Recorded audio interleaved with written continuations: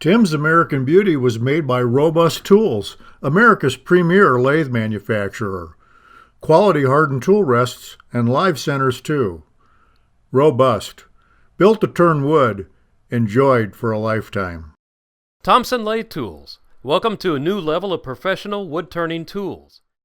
Made by a wood turner for wood turners.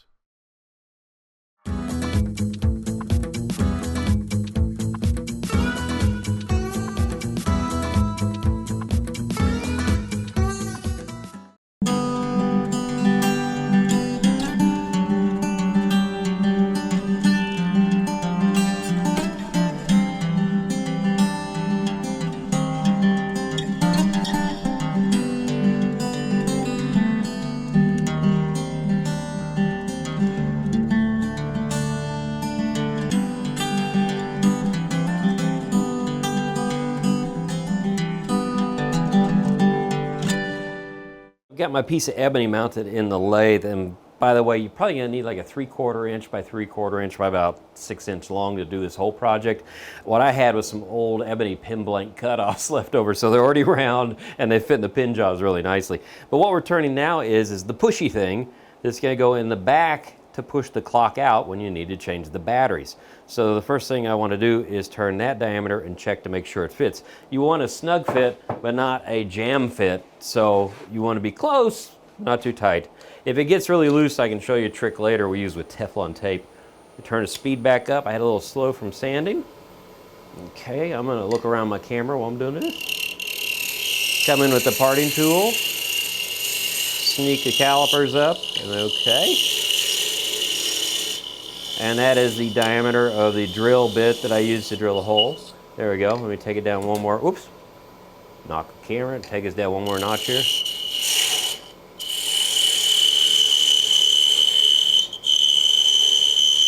Okay, looks good. Let me stop it. And we'll do a check. Bring this up. Perfect. That fits snugly. Now I'm just going to go down far enough that when I put this in here, it sticks out about 1/4 inch. That'll knock the clock out. And then, when we get to that point, we're going to turn the little knob that goes on the end right there. Bring this back up. Matter of fact, I'm going to be smart about this. Grab a pin. Geez, this one knocks it out, so I bet you that's how far I have to make the tenon. So you watch me. Yeah. Okay.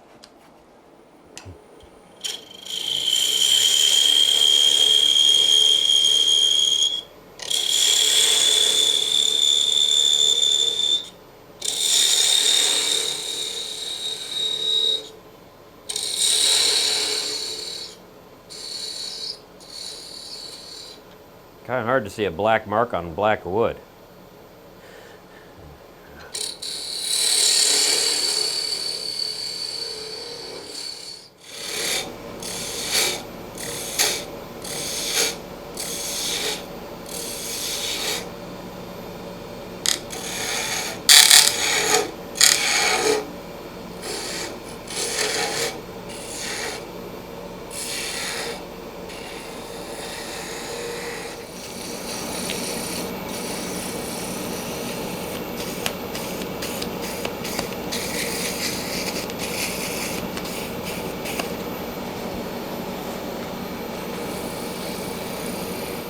Now we've sanded to 12,000 grit. I have to part this off, and being the frugal person I am, I cannot use this swept back spindle gouge that I have right here because I'm not going to be able to get in as deeply as I want. So I'm going to bring out one of my favorite little weapons, and it's made by Thompson Lathe Tools. This is a shallow detail gouge. And look how swept back I made that. That looks like a dagger, right? Kind of acts like a skew in that it lets you get in really tight and really delicately into some really tiny areas. Now the trick with this thing is though, it will catch like the dickens, so you want to make sure you have it aiming in exactly where you want it when you use it. And it will cut quickly, so make sure you don't go through the wood where you don't want to. And I'm going to use the bevel on this to rub on the wood, so I shouldn't have very much sanding to do by hand once this comes off. You can also see how strong ebony is. Look how thin that is right there. Okay, here comes the final cut. So I gotta get my hand in position. Do not push through really hard because that could hurt. This is kind of my TV hold because I've got to do this so you can see through the camera. I'd have my hand a little bit more out of the way normally. Wiggle this, there we go. Came off, whoops. Came off, and don't drop it or you'll never find it again. Got it. Looks good. Looks good. Now I've mounted another piece of ebony into my pin jaws, and I've narrowed this down to 1/2 inch, and I'm making a bead because the bottom of the clock has balls for feet. And 1/2 inch worked out best for me. I made a bigger ball earlier, and big balls don't work. They were 1 inch in diameter, and the clock kept falling backwards because the balls on the feet just barely come proud of the ridge, right? So when this sits, it leans back. I put this up like that. See, it leans back. So if the balls are too big, it falls over. So that's why I had to go with little balls. Now, one trick is on this, I'm making the ball end because making the circle and sanding it now is a lot easier than trying to hand sand like we did on the top of the little peg that goes through. So I make this with a 3/8 inch dowel on it, and so I went ahead and drilled a hole in a piece of wood just so I can do a test fit. That fits nicely. If it didn't fit, I would go ahead and turn another ball. So that is one way to do it. Now, that is sanded to 12,000 grit, just like the Cocobolo, because ebony is also a rosewood and takes a very high shine and polish. So we're just making a bead and making a cool little ball there. That looks pretty good. The hard part about this is making them exactly the same size and shape. We're gonna have this same challenge when we do the bell here in a minute. So you do want to get it as close as possible. Now this will be underneath the clock, so it won't be as visible, but you want to be accurate. Now I'm using my parting tool here. We're going to come back. I've got the 3/8 inch on my calipers. Come down here.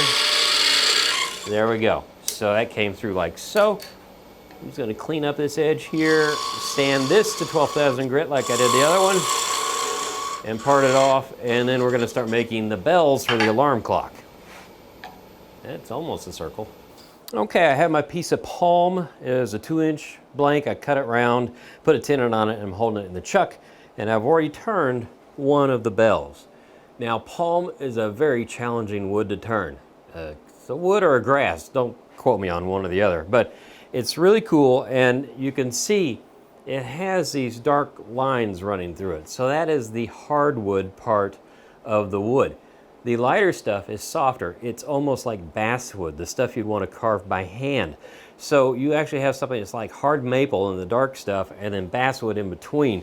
So you really want to get the finish you want off the tool on this. You can sand a little bit, but if you sand too much, it starts digging away the soft part and leaving the hard part. So instead of having a round tenon, you wind up with one that can be like rectangular or oval or whatever. It can destroy the shape pretty quickly.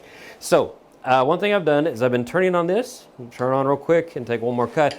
I'm making a tenon that is 3/8 of an inch long, in diameter, and then I'm making it 1/4 inch long, and you can see by the tool it's 1/8 inch, so 2 cuts, that makes it 1/4. So I have my waste block here with the hole drilled in it. So let's bring this up here and test the fit, and it's a little tight, so I'll come back and take just a little bit more off. And the reason I'm doing the bell in this position with the tenon going out to the end and doing it first is that this wood is also very brittle. So if you had that little tiny tenon facing that way and you're trying to turn the bell, it'd probably snap off. So let's go here. Ooh, that's perfect. Now, the next tenon I want to make is going to be about, I don't know, 3/8 of an inch, maybe 1/4 of an inch probably in diameter, because that's going to be the stem that you're going to see on top of the clock. Oops, don't do that. Come here, bring this down. And you're just going to do this by eye. There we go, that looks good. And I'm trying to make sure my cut is nice and clean, because if I sand this too much, this is where it'll really show up. So I need one more 1/8 inch cut, because I want this to be 3/8 of an inch long, and that'll match the one I've already turned. There we go. And that is the fun part about this when you're trying to do something, is trying to make one bell is fine. Making 2 bells that look alike is really tough. I'm going to grab a pencil here. I'm going to hold this up to the edge. It's like so. And I'm going to use this one as my template. And right there is the height of the bell. So we'll go back to our parting tool, and we're gonna dig into here, make a relief cut. So now I'll take my spindle gouge, and we're gonna start rolling this over. So I now know where the top of the bell has to be. And this is like a bead. You want to sneak up on it. Get this just like so. Take a little bit off. Get the shape the way I want it. There we go. This is kind of a gradual little curve all the way. There aren't any sharp changes in angle. There we go. That looks a little better. Come here. Now I'm only going to take this down to this diameter right now because I'm going to stop the lathe and move to the other end and hollow it out a little bit for aesthetic reasons.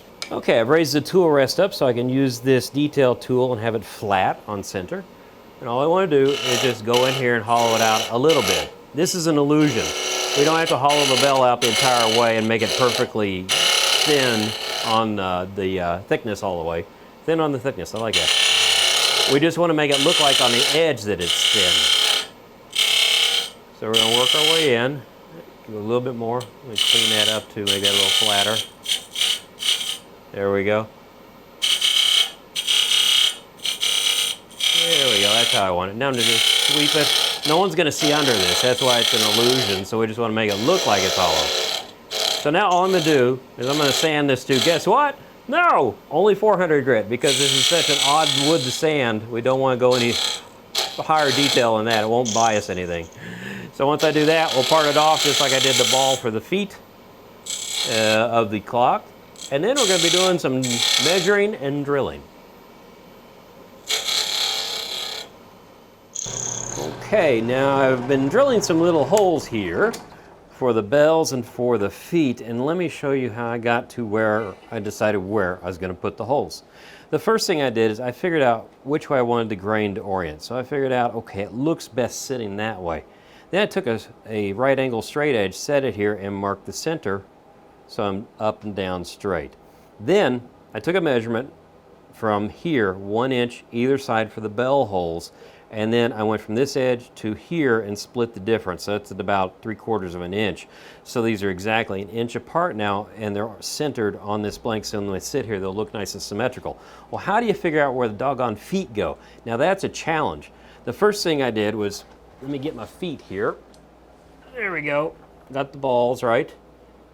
And so, don't lose the ball. So you set this over it and you let the front edge touch, okay? The front edge is touching now. So I marked the inside of the ball on each side. And through trial and error, I figured out this works the best. So when I do insert the balls, drill a hole right there, 1/8 inch from this lip, and insert the balls, it tilts it back just enough to keep it from falling over. So now we got all that done, we're going to pull the tape off, put a finish on this, and put it together. Well, on the Cocobolo and the Ebony, since I've taken them to 12,000 grit with sanding, they really don't need a protective coating. So I'm putting on Renaissance wax. This is a really interesting wax. It is used in museums and such to protect and preserve items. And you only have to put 1 coat on there. You can kind of smell an accelerant type smell to it. It's got something in there that helps this dry and harden. And it resists fingerprints, so that's really, really cool. Now, I used some Watco Danish oil to put onto, there we go, onto my little bells because this soaks really well into the palm and brings out the color. It's really, really nice. So all you have to do is put those little suckers in like so, and it looks good. I've gone ahead and glued in the feet, and I used some Titebond Instant. And one of these dowels is a little bit wobbly, so I used the gel, so that filled up the hole better and held it in. Now, you can put your clock in like so, and then remember, I had over here on the back side, I had this little push-out bar, right? And one trick on the push-out bar, this has a nice little slight friction fit, so it's not going to fall out. If it does fall out, you can always do this. Take some plumber's tape and do one wrap on it. No one's ever going to see that. Anyway, so that is how you make a clock. I think it's a really beautiful one. Matter of fact, this is actually the perfect alarm clock because this one can never wake you up. Until the next time, keep sleeping.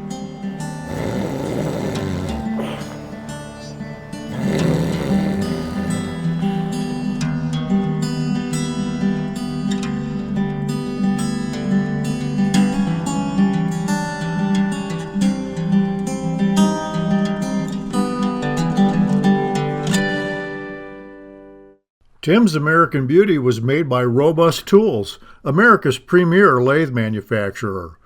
Quality hardened tool rests and live centers too. Robust. Built to turn wood. Enjoyed for a lifetime. Thompson Lathe Tools. Welcome to a new level of professional wood turning tools. Made by a wood turner for wood turners.